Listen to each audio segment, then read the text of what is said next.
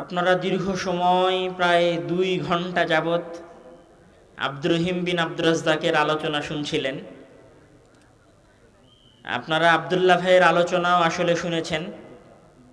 আমি বক্তৃতার এই মাঠে আমার তেমন কোনো পদচারণা নাই, আর আমার বক্তব্য দিয়েও খুব অভ্যাস নাই।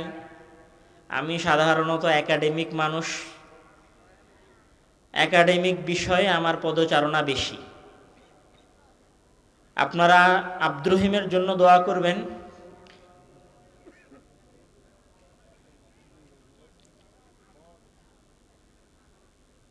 আমাদের 3 ভাইয়ের মাঝেও সবচেয়ে সহজ সরল,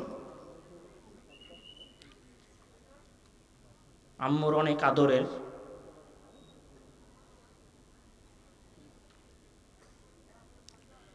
আমরা ওর মাঝে আব্বুর প্রতিচ্ছবি দেখতে পাই। আপনারা দোয়া করবেন যে সে যেন বাংলাদেশের এই খেদমতের জগতে এক বিশাল নক্ষত্র হয়ে উদিত হয় ইনশাআল্লাহ। সম্মানিত উপস্থিতি, আজকের এই সংক্ষিপ্ত বৈঠকে আমি আলোচনার বিষয়টা বর্তমান সময় এবং বর্তমান পরিবেশ এবং আমাদের বর্তমান দেশকে সামনে রেখেই আলোচনা করার চেষ্টা করব।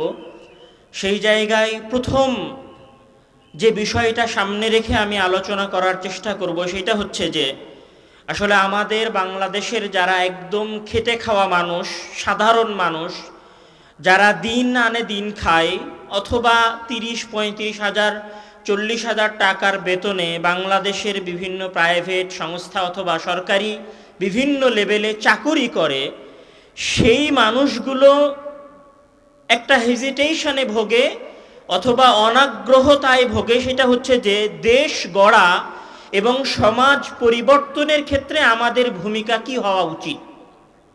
মানে এই যে আমাদের মতো এখানে যে সাধারণ মানুষেরা আছে, যারা আজকে এখানে আলোচনা শুনতে এসেছে, আমাদের যে সমস্ত দিনমজুর ভাইয়েরা আছেন, এই সমস্ত মানুষের দেশ পরিবর্তনের ক্ষেত্রে, সমাজ পরিবর্তনের ক্ষেত্রে আসলে কোনো ভূমিকা আছে কি না, অথবা ভূমিকাটা থাকলে সেই ভূমিকা কেমন হওয়া উচিত, আমি শুধু সেই অংশটাতে আলোচনা করব। সমস্যা হচ্ছে যে 1947 সালে যখন ভারত এবং পাকিস্তান দুইটা দেশ নামে আলাদা আলাদা রাষ্ট্র হয়েছে ব্রিটিশদের থেকে মুক্তি পেয়ে, ওই সময়ও ব্রিটিশ বিরোধী আন্দোলনে যে সমস্ত হাজার হাজার মানুষেরা প্রাণ দিয়েছিল, তারা আসলে এলিট শ্রেণীর ছিল, কোটিপতির সন্তানেরা ছিল, বিষয়টা এরকম না। ওই সময়ও যারা আজাদির ওই আন্দোলনে, ব্রিটিশদেরকে তাড়ানোর ওই আন্দোলনে প্রাণ দিয়েছিল, জীবন দিয়েছিল, সেই মানুষগুলো হয় আলেম ওলামা ছিল, না হলে সাধারণ দিনমজুর খেটে খাওয়া মানুষ ছিল।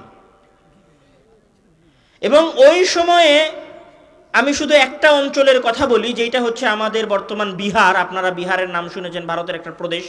ওই প্রদেশের একটা এলাকার নাম হচ্ছে সাদেকপুর।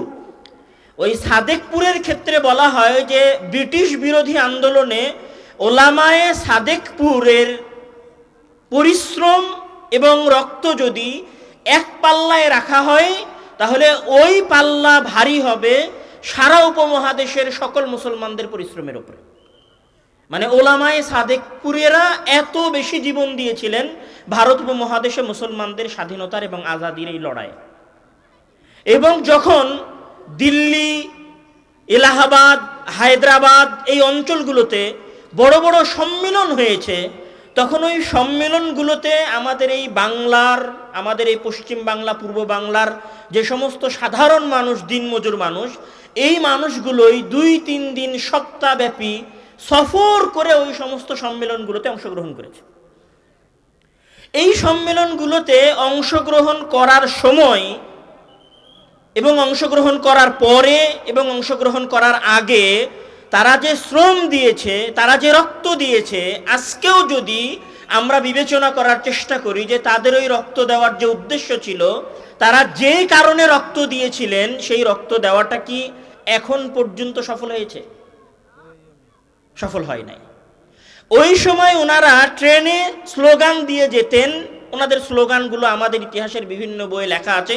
তার মধ্যে পাকিস্তানি একটা কবির অনেক প্রসিদ্ধ স্লোগান ছিল, যেই স্লোগানটা আপনারা অনেকদিন আব্দুল্লাহ ভাইয়ের মুখেও শুনেছেন, যে তেরা মেরা রিশতা কিয়া লা ইলাহা ইল্লাল্লাহ, মানে তোমার আমার সম্পর্ক কি? তোমার আমার সম্পর্ক হচ্ছে লা ইলাহা ইল্লাল্লাহর সম্পর্ক। আর একটা স্লোগান অনেক কমন ছিল, সেটা হচ্ছে নারায়ে তাকবীর আল্লাহু আকবার স্লোগান।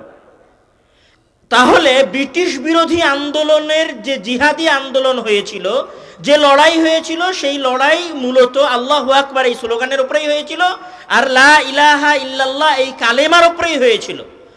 আচ্ছা, যদি আল্লাহু আকবার এবং লা ইলাহা ইল্লাল্লাহর স্লোগানের উপরেই আন্দোলন হয়ে থাকে এবং স্বাধীনতার আজাদির লড়াই হয়ে থাকে, তাহলে লড়াইয়ের পরে স্বাধীন হওয়া এই মুসলিম রাষ্ট্রের নিয়ম কানুন, সংবিধান, বিচার ব্যবস্থা কি হওয়া দরকার ছিল?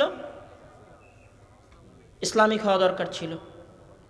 সবচেয়ে বড় প্রশ্ন হচ্ছে, যেই আন্দোলন এবং যেই যুদ্ধকে আপনি জিহাদি আন্দোলন বললেন, জিহাদের নামে প্রাণ দেওয়ার পরে, জিহাদের নামে জীবন দেওয়ার পরে যেই দেশ প্রতিষ্ঠা হয়, সেই দেশে কি ইসলামী শাসনের বাইরে অন্য কোনো শাসন ব্যবস্থা প্রতিষ্ঠা করার কোনো অপশন থাকে? থাকে না। কিন্তু আপনারাই প্রাণ দিয়েছেন, আপনাদের মতো সাধারণ মানুষেরা প্রাণ দিয়েছেন, কিন্তু প্রাণ দেওয়ার পরে ক্ষমতা চলে গেছে তৎকালীন সময়ের সবচেয়ে এলিট শ্রেণীর সন্তান মিস্টার আলী জিন্নাহর কাছে, এবং মিস্টার আলী জিন্নাহর আশেপাশে যারা ছিল তাদের কাছে। প্রাণ দিয়েছে সাধারণ মানুষ কিন্তু আল্লাহু আকবার বলেই, প্রাণ এবং জীবন দিয়েছে সাধারণ মানুষ কিন্তু লা ইলাহা ইল্লাল্লাহ বলেই। কিন্তু যাদের হাতে ক্ষমতার ডোর ছিল, তারা যেহেতু সেকুলার ছিল, সুতরাং আমরা কি করতে পারিনি?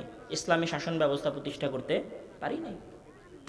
ঠিক 1947 সালের পরে যখন 1971 সালে বাংলাদেশ স্বাধীন হলো, আপনারা সবাই, আমাদের বাংলাদেশে আসলে বাংলাদেশের স্বাধীনতার যুদ্ধের ইতিহাস এত বিকৃত করে, এত জঘন্যভাবে পেশ করা হয়েছে যে একজন সাধারণ মুসলিমও দাড়ি রাখতে এবং টুপি পরতে ইতস্ত বোধ করে। আমি আরো একটা সত্য কথা বলি, আপনাদের এলাকার স্কুলগুলোতে 16ই ডিসেম্বরের যে অনুষ্ঠান হয়, আর ওই অনুষ্ঠানে যেমন খুশি তেমন সাজর যে একটা পর্ব থাকে, থাকে না? যেমন খুশি তেমন সাজর যে একটা পর্ব থাকে, ওই পর্বে রাজাকারের দৃশ্যে যাদেরকে উপস্থাপন করা হয়, তাদের সবার চেহারায় দাঁড়িয়ে আছে আর মাথায় টুপি আছে। আমার একটা কমন জিজ্ঞাসা, যে আজকের এই আধুনিক বাংলাদেশে, ফিতনার বাংলাদেশে যদি আমরা 90% মুসলিম বলি, এর মধ্যে যদি 30% মুসলিম দিনদার হয়, আজ থেকে 54-55 বছর আগে এই দিনদারদের সংখ্যা কি বেশি ছিল না? আমার প্রশ্নটা মনে হয় বুঝেন নাই। এত ফিতনার জগতে যদি আমরা অন্তত এতটুকু বলতে পারি যে বাংলাদেশের 30% মানুষের মুখে দাড়ি আছে, অথবা 30% মানুষ দাড়ি না রাখলেও দিনদার, সালাত প্রতিষ্ঠা করে। আজ থেকে 54 বছর পূর্বে যখন বাংলাদেশের স্বাধীনতার যুদ্ধ হয়েছিল, তখন কি দাড়ি রাখা মানুষদের এবং ইমানদারদের সংখ্যা আজকের চাইতে একটু হলেও বেশি ছিল না? বেশি ছিল। আজকের 24-এর আন্দোলনে যে সমস্ত পোলাপাইন জীবন দিয়েছে, যেই সমস্ত ছেলেরা শহীদ হয়েছে, তারা যদি আল্লাহু আকবার বলে শহীদ হয়ে থাকে, মানে তাদের ভাষায় আর কি, আল্লাহু আকবার বলে জীবন দিয়ে থাকে, এবং সেইটার সংখ্যা যদি 1400 জনের মধ্যে 1200 থেকে 1300 জন হয়, তাহলে 1971 সালে যদি 30 লক্ষ মানুষ, আপনাদের হিসাব অনুযায়ী 30 লক্ষ মানুষ জীবন দিয়ে থাকে, তার মধ্যে 29 লক্ষ মানুষ দিনদার মুসলিম ছিল না? তাদের মুখে দাড়ি ছিল না? তারা সালাত, সিয়াম, হজ, যাকাত করতেন না? তাহলে কিভাবে 16ই ডিসেম্বরের অনুষ্ঠানে আপনার যেমন খুশি তেমন সাজো পর্বে রাজাকারের চেহারায় দাঁড়িয়ে থাকে? এটা হচ্ছে বিকৃত ইতিহাস। তো আমি যে কথাটা এখানে বলতে চাচ্ছিলাম সেটা হচ্ছে যে 1971 সালের স্বাধীনতার যুদ্ধে আপনারাই জীবন দিয়েছেন। আমি যদি জাস্ট ছোট্ট একটা কথা বলি 1971 সালের স্বাধীনতার যুদ্ধের মুসলমানদের অবদান নিয়ে, তাহলে আমি বলবো যে 1971 সালের 26শে মার্চ যখন আমাদের চট্টগ্রাম বেতার কেন্দ্র থেকে মুক্তিযুদ্ধের ঘোষণা দেওয়া হলো, ওই মুক্তিযুদ্ধের ঘোষণার দ্বিতীয় পর্বে কবি আব্দুস সালাম উনি যখন ঘোষণা শুরু করেন, তখন উনি বলেছিলেন যে নাহমাদুহু ওয়া নুসাল্লি আলা রাসূলিহিল কারীম। এই বাক্য দিয়ে উনি ওনার স্বাধীনতার কবিতা পাঠ করা শুরু করেছিলেন, এবং উনি ওনার বক্তব্য শেষ করেছিলেন নাসরুম মিনাল্লাহ ওয়া ফাতহুন কারীব দিয়ে। আপনি এখানে ইসলাম খুঁজে পান নাই? আধুনিক ইসলাম হলেও ইসলাম খুঁজে পান নাই? এখানে ইসলাম আছে। তারপরে 1971 সালের স্বাধীনতা যুদ্ধ চলা অবস্থায় 14 এপ্রিল যখন বাংলাদেশের অস্থায়ী সরকারের পক্ষ থেকে জনসাধারণের কাছে যেই লিফলেট, ওই সময় যারা যুদ্ধ করেছে তারা ভালো বলতে পারবে, যে প্রচারণা পত্র পাঠানো হয়েছিল, সেই প্রচারণা পত্রটা আপনারা আবার পড়ে দেখিয়েন। ওই প্রচারণা পত্রের পুরো লাইনে এবং প্রত্যেক লাইনে আল্লাহ এবং মুসলমানদের এবং আল্লাহর জমিনে স্বাধীনভাবে বসবাসের কথা লেখা আছে। 1971 সালে যত যুদ্ধ হয়েছে, ওই সমস্ত যুদ্ধের যত সেক্টর কমান্ডার ছিলেন, অধিকাংশ না, 99.9% সেক্টর কমান্ডারেরা মুসলিম ছিলেন। বাংলাদেশের যতজন বীরশ্রেষ্ঠ আছে, 7 জন বীরশ্রেষ্ঠ, 7 জনের 7 জন বীরশ্রেষ্ঠই কি মুসলমানদের মধ্যে। এবং বাংলাদেশের মুক্তিযুদ্ধের যে হয়েছে, এই সমস্ত মুক্তিযুদ্ধে যে সমস্ত ক্যাম্প ছিল, সকল ক্যাম্পে সালাত আদায় করা এবং কোরআন তেলাওয়াতের জায়গা ছিল। যদি আমার এই কথাগুলো বিশ্বাস না হয়, তাহলে গণপ্রজাতন্ত্রী বাংলাদেশ সরকারের পক্ষ থেকে মুক্তিযুদ্ধের স্বাধীনতার দলিলপত্র নামে বিশাল বই আছে। ওই বই পড়ে নিয়েন, 3য় খণ্ড, 4র্থ খণ্ড এবং 5ম খণ্ড। 1ম খণ্ডেও কিছু আলোচনা আছে। ওই যে আমাদের বর্তমান সময়ের যাকে আমরা অনেক চিনি, পিনাকি ভট্টাচার্য, ওরও একটা বই আছে যে বাংলাদেশের স্বাধীনতা যুদ্ধে ইসলামের অবদান।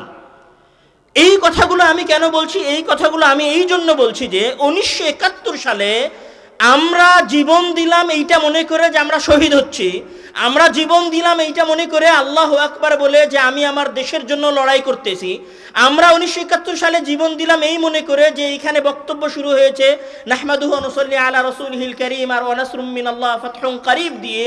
তাহলে এই দেশে 1971 সালের যুদ্ধের পরে যেই দেশটা প্রতিষ্ঠা হবে, সেই দেশটা একটু হলেও তো মুসলমানদের ফেভারে থাকবে, একটু হলেও তো যারা ক্ষমতায় থাকবে তারা মুসলমানদেরকে ফেভার দিবে।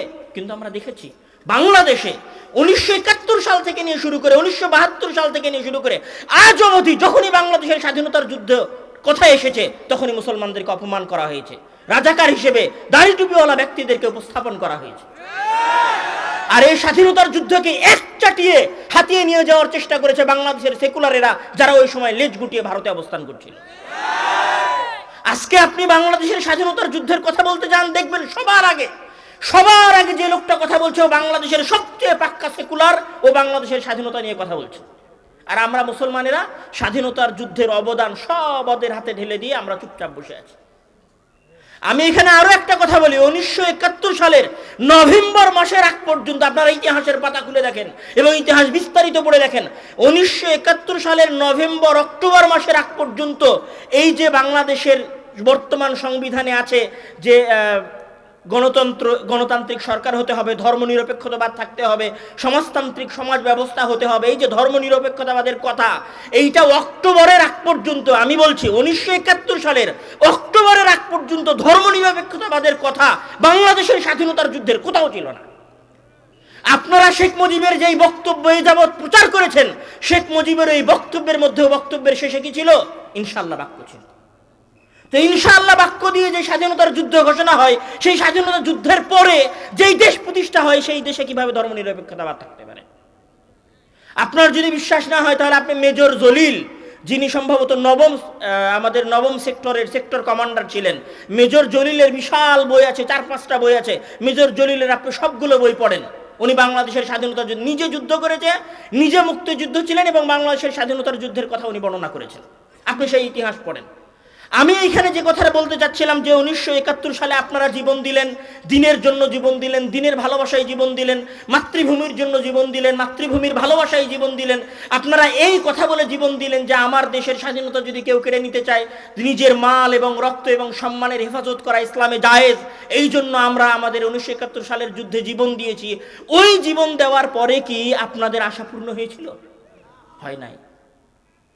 24-এ আপনারা যে আন্দোলন করলেন, 24-এর আন্দোলনেও সবচেয়ে বেশি প্রাণ দিয়েছে বাংলাদেশের কোন কোটিপতির ছেলে মারা গেছে, এই নিউজ আছে আপনাদের কাছে? কোন ধনীর ছেলে মারা গেছে, কোন বড় রাজনৈতিক নেতার ছেলে মারা গেছে মনে আছে আপনাদের? এরকম একটা নাম গুনে দিতে পারবেন? মারা গেছে কারা? যার ছেলে এই নরসিংদী অঞ্চলে কারখানায় কাজ করে, মাঠে কাজ করে এবং ছেলেকে ঢাকা বিশ্ববিদ্যালয়ে পড়ায়, ওই ছেলেটা ঢাকায় মারা গেছে। যার বাপ দিন আনে দিন খায়, তাদের সন্তানেরাও এখানে মারা গেছে। আর 24-এর আন্দোলন শেষ হয় নাই, ক্ষমতার যে বন্টন হয়েছে, ক্ষমতার বন্টন সব এলিট শ্রেণীরা দখল করে নিয়ে গেছে। যারা একদিনও রাস্তায় নেমে স্লোগান দেয় নাই, যারা একদিনও রাস্তায় নেমে আন্দোলন করে নাই, তারাই 24-এর পরে আমাদের কাছ থেকে ক্ষমতা ছিনিয়ে নিয়ে চলে গেছে। আপনাদেরকে শুধু বুড়ি আঙ্গুল দেখাইছে। 1947, 1971 এবং 24-এর এই আন্দোলনে সবচেয়ে বেশি যারা অপমানিত হয়েছে এবং সবচেয়ে বেশি যারা বঞ্চিত হয়েছে, তারা হচ্ছে এই অঞ্চলের সাধারণ মুসলিম জনগণেরা। কিন্তু আমি বলছি, আজকের পরে এবং আজ থেকে 15-20 বছর পরে এই গণতন্ত্র আপনাকে আবারও বিপ্লব নিয়ে এসে দিবে, কিন্তু ওই বিপ্লবে যেন বাংলাদেশের এলিট শ্রেণীরা ক্ষমতা বন্টন করে ছিনিয়ে নিয়ে যেতে না পারে, আপনাদেরকে সেই প্রস্তুতি গ্রহণ করতে হবে। সেই প্রস্তুতি গ্রহণ কি করে হবে? সেই প্রস্তুতি গ্রহণ এইভাবে হবে না যে আপনি আবার কেউ মিছিলের ডাক দিবে, ঢাকা বিশ্ববিদ্যালয়ের কোনো এক পোলা মিছিলের ডাক দিবে, আপনি সেই মিছিলে অংশগ্রহণ করবেন, অংশগ্রহণ করার পরে বলবেন নারায়ে তাকবীর, আল্লাহু আকবার, বুলেট আসবে, আপনার বুকে লাগবে, আপনি মারা যাবেন। আর এইভাবে আবার আগামী আন্দোলন হবে, আবার সেকুলাররা বাংলাদেশের ক্ষমতায় আসবে। এই সিস্টেমে আগালে, শুধুমাত্র নারায়ে তাকবীর এবং আল্লাহু আকবারের সিস্টেমে আগালে, আপনি আজকেও যেমন কৃষক ছিলেন, আজকেও যেমন নিজের সামান্য অধিকারের জন্য আপনি রাস্তায় রাস্তায় ঘুরতেছেন, আজ থেকে 25 বছর পরে, আজ থেকে 100 বছর পরে আপনি এখনকার মতো রাস্তায় রাস্তায় ঘুরতে থাকবেন। সবার আগে ওই পরিবেশ পরিবর্তন করতে হলে যেই জিনিসটা আপনাকে করতে হবে, সেটা হচ্ছে সবচেয়ে কম্পালসারি শর্ত। শুনতে আসলে কমন কথা মনে হবে, কিন্তু কমন কথাই আমরা পালন করি না। সবচেয়ে সবার আগে যে জিনিসটা করতে হবে সেটা হচ্ছে জ্ঞান অর্জন করতে হবে। আমি এখানে জ্ঞান অর্জন করার কথা বলতে গিয়ে জাস্ট একটা দলিল নিয়ে আসব। আপনারা একটা কমন এবং পরিচিত ঘটনা, আদম আলাইহিস সালাম এবং হাওয়া আলাইহিস সালামকে সৃষ্টির ঘটনা আপনারা শুনেছেন, শোনেন নাই? অনেক দিন মসজিদে ইমাম খুতবা দিয়েছে হাওয়া আলাইহিস সালাম এবং আদম আলাইহিস সালামকে সৃষ্টির ঘটনা। এবং আপনারা ওইখানে জানেন যে মহান আল্লাহ তাআলা যখন আদম আলাইহিস সালামকে সৃষ্টি করলেন, তো সৃষ্টি করার সময় ফেরেশতারা মানা করেছিল যে আপনি কেন মানুষকে সৃষ্টি করবেন? নাহনু নুসাব্বিহু বিহামদিকা ওয়া নুকদ্দিসু লাক, আমরা আপনার তাসবিহ পাঠ করি, আপনার ইবাদত করি, আমরা আপনার কোনো গুনাহ করি না, আপনার আদেশ লঙ্ঘন করি না, তো আদমকে সৃষ্টি করার কি দরকার? আমরাই তো ইবাদত করতেছি, মানুষকে ইবাদতের জন্য আপনি কেন সৃষ্টি করবেন? তো আল্লাহ তাআলা ফেরেশতাদের এই কথা উপেক্ষা করে আদমকে সৃষ্টি করেছিলেন। সৃষ্টি করার পরে আল্লাহ তাআলা সর্বপ্রথম যে কাজটা করেছিলেন, সেই কাজটা কি ছিল? ওয়াআল্লামা আদামাল আসমাআ কুল্লাহা। আদমকে সৃষ্টি করার পরে মহান আল্লাহ তাআলা আদমকে সর্বপ্রথম যেই জিনিসটা দিয়েছিলেন, আল্লামা আদামাল আসমাআ কুল্লাহা, সারা পৃথিবীর যত কিছুর জ্ঞান আছে আর যত কিছুর নাম আছে, সকল নাম মহান আল্লাহ তাআলা আদম আলাইহিস সালামকে শিখিয়ে দিয়েছিলেন। মহান আল্লাহ তাআলা আদমকে সৃষ্টি করার পরে এটা বলেননি যে হে আদম, আমি তোমাকে সৃষ্টি করছি, তুমি আশরাফুল মাখলুকাত, তুমি সর্বশ্রেষ্ঠ সৃষ্টি, যাও আমি তোমাকে পৃথিবীর সবচেয়ে ক্ষমতাশীল সৃষ্টি বানালাম, এই কথা বলেননি। আবার এটাও বলেননি হে আদম, আমি তোমাকে পৃথিবীর সকল সোনা দানা হীরা জহরত মানি মাণিক্য যা আছে সব তোমার পায়ের কাছে নিয়ে এসে দিয়ে দিলাম, তুমি এই পৃথিবীর সবচেয়ে ধনী সৃষ্টি, এটাও মহান আল্লাহ তাআলা বলেন নাই। বরং উনি আদমকে সৃষ্টি করার পরে আদমকে সর্বপ্রথম যে জিনিসটা দিয়েছিলেন সেটা হচ্ছে ওয়াআল্লামা আদামাল আসমাআ কুল্লাহা, আদমকে সকল কিছুর নাম শিখিয়েছিলেন। নাম শিখানোর পরে মহান আল্লাহ তাআলা ফেরেশতাদেরকে উদ্দেশ্য করে বলছেন, আপনারা ওই ঘটনা জানেন যে আম্বিউনি বিআসমাই হাউলাই ইন কুনতুম সাদিকিন, হে ফেরেশতারা তোমরা এই জিনিসগুলোর নাম আমাকে বলে দাও যদি তোমরা সত্যবাদী হও। মানে আমি যদি একটু বোঝানোর জন্য বলি যে আমরা যদি এখানে দুইজন ব্যক্তিকে দাঁড় করিয়ে দিয়ে বলি যে আপনি বলেন তো এইটার নাম কি, আপনি বলেন তো এইটার নাম কি, একজন পারছে একজন পারছে না, তো এরকম দুইজনকে দাঁড় করিয়ে দিয়ে কে পারছে কে পারছে না এটা দেখাকে কি বলে বাংলায়? প্রতিযোগিতা। এটা কি বলে? প্রতিযোগিতা। তাহলে আদম এবং ফেরেশতাদের মাঝে পৃথিবীর ইতিহাসের সর্বপ্রথম যে প্রতিযোগিতা সংঘটিত হচ্ছে সেটা কিসের প্রতিযোগিতা ছিল? সেটা কিসের প্রতিযোগিতা ছিল? জ্ঞানের। যারা একটু আগেই ঠিক বলে স্লোগান দিচ্ছিলেন, যারা এখান থেকে বের হয়ে রাস্তায় গিয়ে নারায়ে তাকবীর স্লোগান দিবেন, আমি তাদের কাছে শুনতে চাচ্ছি ওই প্রতিযোগিতাটা কিসের প্রতিযোগিতা ছিল? জ্ঞানের প্রতিযোগিতা ছিল। কে জানে আর কে জানে না সেটার প্রতিযোগিতা ছিল। তাহলে আজকেও যদি কেউ প্রকৃত প্রতিযোগিতায় নামতে চায়, তাহলে সেটা কিসের প্রতিযোগিতা? জ্ঞানের প্রতিযোগিতা। যখন আদমকে জ্ঞান শিক্ষা দেওয়া হয়ে গেল, প্রতিযোগিতা হয়ে গেল, তারপরে মহান আল্লাহ তাআলা ফেরেশতাদেরকে উদ্দেশ্য করে বললেন যে উসজুদু লি আদম, তোমরা আদমকে কি করো? সিজদা করো। মানে যখন জ্ঞানের শ্রেষ্ঠত্ব প্রমাণিত হয়ে গেছে, তখন এবার উনি ফেরেশতাদেরকে কার সিজদা করতে বলেছেন? আদমের সিজদা করতে বলেছেন। আজকে আমি যদি আজকের কথা বলি, আজকের সারা বিশ্ব ইউরোপ এবং আমেরিকার সিজদা করতেছে, ইসরায়েল এবং ব্রিটেনের সিজদা করতেছে। কেন? তাদের কাছে জ্ঞান আছে এই কারণে। কেন? টাকা তো সৌদি আরবের কাছে সবচেয়ে বেশি আছে, প্রত্যেক দিন নতুন নতুন সোনার খনি বের হচ্ছে। টাকা তো সবচেয়ে আছে কুয়েতের কাছে, সবচেয়ে বেশি তেল আছে তো ইরাকের কাছে, সবচেয়ে বেশি তেল আছে তো সিরিয়ার কাছে। পুরো মুসলিম বিশ্বের কাছে তেলের আমি যদি বলি যে 80 থেকে 70 ভাগ আছে, তাও বললে ভুল হবে না। আরামকোর কাছে, সৌদি কোম্পানি আরামকোর কাছে 65% তেল আছে সারা পৃথিবীর। সোনা দাহানা সব আছে হচ্ছে আফ্রিকার অঞ্চলগুলোতে। আফ্রিকার যে সমস্ত খেটে খাওয়া মানুষ, উগান্ডা আর আপনারা যে সমস্ত দেশের নাম জানেন, এই সমস্ত অঞ্চলগুলোতে আছে সোনা দাহানা, হীরা জহরত, যা পাওয়া যায় দুর্লভ সকল উপাদান আছে আফগানিস্তানে। তাহলে সকল টাকা পয়সা উপাদান আমাদের কাছে থাকার পরেও আমরা যাদের কাছে গিয়ে, যাদের দরবারে গিয়ে সিজদা করতেছি, তারা হচ্ছে ইউরোপ আমেরিকার লোকেরা। কেন? তাদের কাছে জ্ঞান আছে এই কারণে। যেই দিন আপনার কাছে জ্ঞান ছিল, যেই দিন আপনার কাছে জ্ঞান ছিল, সেটা ওই দিন যেই দিন আপনার কাছে বাগদাদ ছিল, সেই দিন ওই বাগদাদে সারা পৃথিবীর শাসকেরা এসে সিজদা করে যেত। যেই দিন আপনার কাছে বাগদাদে হাউস অফ উইজডম ছিল, যেটাকে বলা হয় বর্তমান আধুনিক যুগের অক্সফোর্ডের চাইতেও কয়েক গুণ বেশি বিজ্ঞানী এবং গবেষকদের গবেষণাগার, সেই হাউস অফ উইজডম যেই দিন আপনার কাছে বাগদাদে ছিল, সেই দিন সারা পৃথিবীর শাসকেরা আপনাদের কাছে এসে সিজদা করত। আজকে যেমন আপনারা ট্রাম্পের সাথে কোনো একটা চুক্তি হলে উল্লাস করেন না, যে অমুক দেশের অমুক ট্রাম্পের সাথে চুক্তি হলো, ওয়াও এটা মুসলমানদের একটা বিশাল সফলতা। ঠিক ওই দিন হারুন আর রশিদের সাথে যখন খ্রিস্টান শাসকেরা চুক্তি করে যেত, তখন তারা তাদের দেশে গিয়ে উল্লাস করত যে আমরা হারুন আর রশিদের সাথে চুক্তি করে এসেছি। কেন? সেই দিন হারুন আর রশিদের কাছে বাগদাদে জ্ঞান ছিল। যেই দিন আপনার কাছে আন্দালুসে, গ্রানাডা এবং কর্ডোভায় জ্ঞান ছিল, সেই দিন ইউরোপ থেকে ইউরোপের ছাত্ররা, ইউরোপের সন্তানেরা জ্ঞান অর্জন করার জন্য আসতো কর্ডোভা এবং আন্দালুসে। আর যেই দিন আপনার কাছে কর্ডোভা এবং আন্দালুস ছিল, যেই দিন আপনার কাছে বাগদাদ ছিল, যেই দিন আপনার কাছে দেমাস্ক ছিল, যেই দিন আপনার কাছে খোরাসান ছিল, সেই দিন সারা পৃথিবী আপনার ভয় থরথর করে কাঁপত। সব ইতিহাস আপনারা জানেন। সেই দিন কাঁপত শুধু এই কারণে যে আপনাদের কাছে জ্ঞান ছিল। পৃথিবী পরিচালনার মূলনীতি আছে। এই মূলনীতি কোনো সময় ধর্ম দিন এর কারণে চেঞ্জ হয় না। পৃথিবী পরিচালনার মূলনীতি কি? যে সূর্য পূর্ব দিকে উঠবে আর পশ্চিম দিকে অস্ত যাবে, এটা কোনো সময় পরিবর্তন হবে না। যেই দিন পরিবর্তন হবে সেই দিন পৃথিবী ধ্বংস হয়ে যাবে। পৃথিবী পরিচালনার কমন মূলনীতি হচ্ছে যে পরিশ্রম করবে আল্লাহ তাআলা তাকে সেটার প্রতিদান দিবে। যদি অমুসলিমও হয়, যদি সে কাফেরও হয়, ও যদি পরিশ্রম করে তাহলে আল্লাহ তাআলা তাকে প্রতিদান দিবে। দুনিয়ার রুলস হচ্ছে কেউ যদি 100 তলা থেকে লাফ দেয় তাহলে তার মরে যাওয়ার সম্ভাবনা 100%। দুনিয়ার রুলস হচ্ছে যে এখানে এক সময় জোয়ার হয় সমুদ্রে, আর এক সময় ভাটা নামে। দুনিয়ার নিয়ম হচ্ছে যে এখানে সকাল আছে আর সন্ধ্যা হয়। ঠিক এইরকম দুনিয়ার রুলস, মানে আল্লাহ তাআলা পৃথিবী পরিচালনায় এই মূলনীতি সেট করে দিয়েছেন যে যারা যখন জ্ঞানকে অর্জন করবে এবং জ্ঞানের প্রতিযোগিতায় নেমে থাকবে এবং জ্ঞানের প্রতিযোগিতায় অংশগ্রহণ করবে, সারা পৃথিবীকে আল্লাহ তাআলা তাদের গোলাম বানিয়ে দিবেন, চাহে সে কাফের হোক, চাহে সে মুসলিম হোক। যেই দিন আপনারা আবার আপনাদের সন্তানেরা, মানে আপনাদের কৃষকের সন্তানেরা, দিনমজুর মানুষের সন্তানেরা, যেই দিন খেটে খাওয়া লোকগুলোর সন্তানেরা প্রকৃত শিক্ষিত হওয়া শুরু হবে, সেই দিন বাংলাদেশের মানুষদের ভাগ্য পরিবর্তন।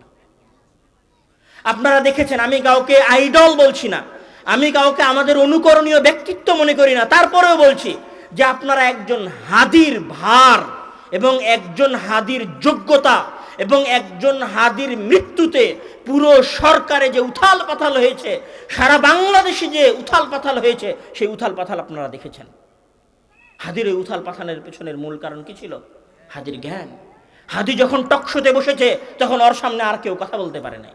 চিন্তা করেন, জাস্ট ইমাজিন, আপনি এটাও কল্পনা করেন যে আজ থেকে 15 বছর পরে যদি হাদির মতো সহি মানহাজের, ধরেন হাদির মানহাজ ভুল ছিল, আকীদার ভুল ছিল, সব ভুল ছিল, 15 বছর পরে যদি সহি আকীদা এবং সহি মানহাজের 1000 জন হাদি তৈরি হয়, তাহলে একটা হাদির মৃত্যুতে যদি এরকম উথাল পাথাল হয়, ওইরকম 1000 জন হাদি যদি মাঠে থাকে, বাংলাদেশ কোথায় যাবে?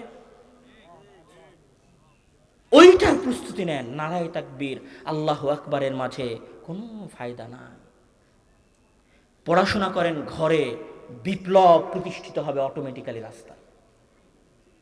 হারিয়ে যান টেবিলের মাঝে, হারিয়ে যান লাইব্রেরির বইয়ের সেলফে, তারপর ওইখান থেকে বারুদের মতো বের হন। আপনি যেই দিন বারুদের মতো বের হবেন, সেই দিন এই দেশে এক নীরব অভ্যুত্থান সংঘটিত হবে। সেই দিন এই যে এলিট শ্রেণীর রাজার ছেলে রাজাদেরকে দেখছেন না, এরা কোনোদিন আর থাকবে না। ওরা আপনাদেরকে শুধু বেকার হওয়ার রাস্তা বলে দিতে পারে, ওরা আপনাদেরকে শিক্ষিত হওয়ার রাস্তা কোনোদিন বলে দেয় নাই, কোনোদিন বলে দিবে না। ওরা আপনাদেরকে টাকার লোভ দেখাতে পারে, কিন্তু আপনি কিভাবে ওই ক্ষমতার মসনদ পর্যন্ত যাবেন, সেই রাস্তা আপনাকে কোনোদিন দেখায় নাই, কোনোদিন দেখাবে না। আপনাকে এসে শুধু বলবে আমাকে একটা ভোট দিয়েন। দেখেন, ভোট আপনারা 54 বছর থেকে দিচ্ছেন। যখন শেখ হাসিনা 2009-এর পরে ভোট চাইতে এসেছিল, তখন আমার মনে আছে যে পত্রিকায় তার বোরখা ছিল, বোরখার নিচে ব্লাউজের হাত ছিল এতদিন পর্যন্ত। তখন মানুষ ওই হাত দেখে, তখন মানুষ ওই বোরকা পরা দেখে ভেবেছিল, হ্যাঁ এবার মনে হয় মুসলমানদের মুক্তির রাস্তা তৈরি হচ্ছে। সব বাংলাদেশের ধর্মপ্রাণ মুসলমানেরা হাসিনাকে ভোট দিয়েছিলেন। তারপরে 17 বছরের রাজত্ব আপনারা দেখেছেন। তার আগে যারা ছিল 2000 সালে, তাদেরকে আপনারা ভেবেছিলেন এরা এরশাদের চাইতে ভালো হবে, তখন আপনারা তাদেরকে 95, 96 এর পরে 2000-এ আপনারা তাদেরকে ক্ষমতায় বসিয়েছিলেন। যতবার আপনারা আশা করেছেন, যতবার আপনারা আশা দেখেছেন, ততবার আপনাদের আশা 1947, 1971, তারপরে 24, তার আগে এরশাদের আন্দোলন, সকল আন্দোলনে আপনারা যতবার আশা করেছিলেন যে এই দেশ পরিবর্তন হবে, কোনোবার আপনাদের দেশ পরিবর্তন হয় নাই, হবে না। আগামী 1000 বছর যদি আপনারা এইভাবেই লিল্লাহি তাকবীর আল্লাহু আকবার বলে জীবন দিতে থাকেন, কোনোদিন এদেশের ভাগ্যাকাশে এদেশের সাধারণ মানুষদের নতুন সূর্য উদিত হবে না। যেই দিন আপনারা জ্ঞানের বিপ্লব নিয়ে আসতে পারবেন, যেই দিন ওই চেয়ার ধরেন, কথার কথা আপনি আন্দোলন করলেন, সব করার পরে বাংলাদেশের সচিবালয়ে যেগুলো বসে আছে, সব তো চোর বাটপারেরা বসে আছে। একটা তো সত্য বলে না, সত্য বলতে দেয় না, নিজে ঘুষ খায়, আর একজন যে ঘুষ খায় না তাকে ঘুষ খাইতে বাধ্য করে। ওদেরকে ক্ষমতায় রেখে আপনারা তো কোনোদিন বাংলাদেশকে পরিবর্তন করতে পারবেন না। আপনারা বলছেন বিচার ব্যবস্থা সংশোধন করতে হবে। বিচার ব্যবস্থায় যে জজ আর উকিলেরা বসে আছে, সব তো চোর বাটপার মিথ্যুকেরা বসে আছে, কিভাবে সমাধান হবে? তাহলে ওই জায়গায় এমন সন্তানকে পাঠাতে হবে যে তার বাপকে দেখেছে যে আমার বাপ মাঠে কাজ করেছে, আর আমার বাপ আমাকে দ্বীনের শিক্ষা দিয়েছে যে মরে গেলেও সত্য বলতে হবে, মরে গেলেও ন্যায় প্রতিষ্ঠা করতে হবে, মরে গেলেও আদল প্রতিষ্ঠা করতে হবে, মরে গেলেও ইনসাফ প্রতিষ্ঠা করতে হবে, আমার শত্রুর সাথে হলেও আমাকে ইনসাফ করতে হবে।